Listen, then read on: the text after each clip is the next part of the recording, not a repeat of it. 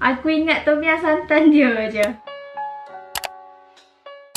Hai, Assalamualaikum, it's Husna. Welcome back to my channel at Husnari. So video yang dinanti-nanti. Dah lama sangat Una nak buat review ni, ya Allah. Video review untuk kali ni adalah akhirnya Kudeta Puspa by Hasif Ryan and Siti Mariam and Cross. Ya Allah, sepatutnya Una buat video ni daripada bulan lepas lagi, tapi disebabkan schedule Una yang agak busy and Una macam tak boleh nak keep up. Una dah tulis banyak notes untuk review kali ni. Of course, sejam aku tulis notes ni. Oh ya, video ni sebenarnya Una dah rakam sebelum ni, tapi file corrupted semasa transfer. So this is my second take of this video review. Hopefully memuaskan hati korang lah. Okay, so without further ado, let's start with the synopsis. Hampa dah baca ke belum buku ni? Sebab buku ni sangat dipromosikan di Twitter sebelum ni. Buku ni mengisahkan tentang apa? Tentang watak utama iaitu Nisha. Dia memegang gelaran sang perisai. Nisha ni dia menggembara ke negara Jauha untuk mencari asal-usul kehidupan masa silam je, daripada mana dia datang, iaitu di negara Jauha. Negara Jauha ni adalah sebuah negara yang dilindungi oleh sebuah tembok tinggi, dipisahkan daripada tempat yang dia duduk sekarang ni lah. Tempat tinggal asal dia ni katanya telah hapus semua penduduk, hapus semua tamadun kat situ selepas bencana nuklear. Bila dia masuk ke negara Jauha, dia discover kebenaran di sebalik masa silam dia, apa yang sebenarnya berlaku di negara Jauha, dan dia juga terjumpa sebuah suit exoskeleton. Okay, first impression, the story itself is nice. Masa Una baca, of course Una masuk ke gaya penulis Hasif Ryan sebab nampak macam cerita budak-budak, tapi sebenarnya tema yang digunakan adalah tema yang berat. So ibarat macam cerita politik, tapi penyampaian dia tidaklah seperti kita membaca novel dewasa yang tebal tu lah. Lebih macam gaya kita baca buku yang adult. Especially vibe anime sangat strong dalam Kudeta Puspa. Buku ini adalah buku kedua yang Una baca daripada penulis Hasif Ryan selepas Khayalan. Una tak buat video review, tapi Una review kat Goodreads dan Una bagi 5 stars. Kalau dalam Khayalan, dia ada unsur anime juga, tapi dia lebih berat kepada mental health. Kalau ini dia ada juga sikit-sikit mental health, tapi dia lebih berat ke arah anime. Kalau korang baca karya Hasif Ryan ni, memang daripada dulu sampai sekarang agak kuatlah vibe anime tu. So dia adalah sesuatu yang sangat unik untuk dibaca. Kita jarang tengok cerita yang menggunakan vibe anime yang sangat strong. Masa pengakhiran ataupun cliffhanger sesuatu bab, nampak macam ending scene anime tau. Kemunculan satu-satu watak tu memang Una boleh imagine secara jelas dalam minda Una, macam Una sedang tengok paparan cerita anime tau. Sangat pandai lah dia mengadun anime dalam bentuk novel ringan, nori ataupun novel ringan. Terbitan Maple Comics sebab cakap tadi. Daripada segi penulisan, Una sangat suka idea cerita Hasif Ryan, even though dia tidaklah 100%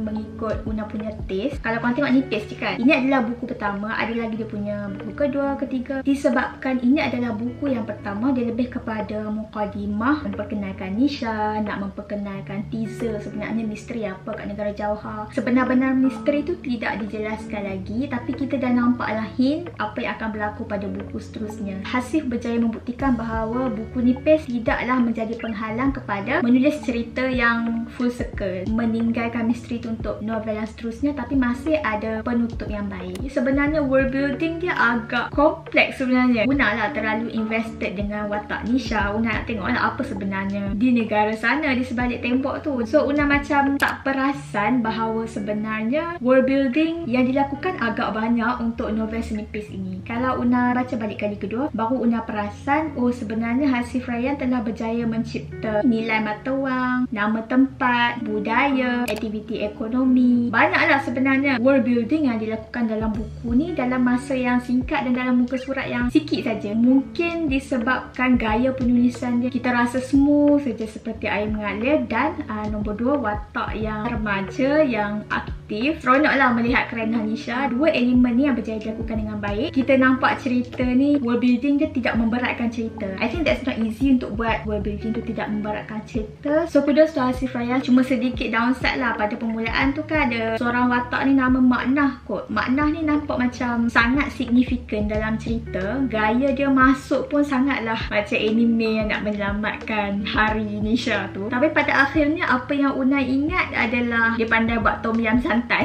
Tu jauh. Sebab masa awal tu kita nampak teaser dia. Maknah ni daripada Jauhar juga. Mempunyai lensa mata biru juga. Orang panggil pendatang lah. Sama juga macam Nisha. Tapi kita tak nampak macam apakah peranan Hang selain daripada memberi tempat tinggal ataupun memberi kasih sayang seorang ibu kepada Nisha. Hopefully dalam buku seterusnya Maknah ni lebih function lah dalam cerita. Kita lebih kenal lagi Maknah. Mungkin dia ada backstory yang belum diceritakan lagi. Oh ya, ada beberapa part yang Una conteng sebab Una suka ayat dia. Kalau macam ni, korang tengok Una ada tanda sticky flags. Sebenarnya sticky flags tak banyak sebab Una nak terus baca cerita ni cepat-cepat kot masa tu. Maybe sebab Una macam menariknya. Mungkin sebab tu kot Una tak letak sticky flag banyak-banyak. Tapi Una banyak conteng. Dia bukan plot driven sangat. Kalau Hasif, dia still ada plot yang menarik, plot yang kuat. Tapi dia lebih ke arah character driven punya writers and of course readers juga. Sama dengan taste Una. Lagi seronok untuk membaca buku ni lah. Nampak reaction watak tu lebih visual. And then bercakap tentang watak, Nisha is a rebellious character which jenis watak yang Una suka obviously. Una suka Nisha sebab kita nampak Nisha daripada dia seorang yang tidak disukai oleh masyarakat tu, akhirnya namanya dijulang-julang. Namanya sebagai sang perisai sebab dia berjaya own dia punya life. Dia buat apa yang dia suka, berlawan dalam suit tu. Kita nampak semangat untuk berjuang tu lah. Untuk watak Maknah hopefully dapat dikupas lagi dalam buku seterusnya. Dia macam okey tau masa opening. Cuma selepas tu macam Allah, aku ingat Tomia Santan dia je. Una harap dia ada kisah yang lebih menarik di sebalik kisah silam dia lah. Sebab dia pun daripada negara Jauhar sama macam Nisha. Kalau compare buku ni dengan khayalan, buku ni macam lagi bright lah dia punya mood compare tu khayalan. Walaupun masa awal ni dia macam depressing sikit, tapi khayalan lagi heavy, lagi emotional driven, lagi drag kita punya emosi. For the ending di cliffhanger, ada cerita sedikit daripada kisah silam Nisha. Una menanti untuk cerita tu lebih lagi dirungkai dalam buku-buku seterusnya sebab nampak gaya macam Hasif nak memasukkan elemen politik sebenarnya dalam buku ni. Mungkin buku ni hanyalah pengenalan dan seterusnya dia akan tambah politik ke cerita daripada sisi Maknah ataupun daripada sisi kerajaan negara Jauhar tu. Nampak macam nak ke arah tu lah. We'll see betul tak Una teka untuk next book. And yeah, Una kena juga cakap pasal ni, iaitu lukisan. Novel ringan ni diusahakan oleh Maple YA ataupun Maple Comics ni. Novel ringan tapi ada lukisan komik juga dalam buku ni supaya pembaca lagi nampak lebih visual lah scene yang diceritakan daripada aksara kata penulis. Cover dia pun dah sangat menarik. First time tengok je apa dah tertarik dah. Inilah suit exoskeleton tu. Kalau kita nak masukkan lukisan dalam buku, dia mengambil extra cost daripada Hang hanya print tulisan sahaja. Kita kena bayar freelance illustrator paling rendah 300-400 macam tu paling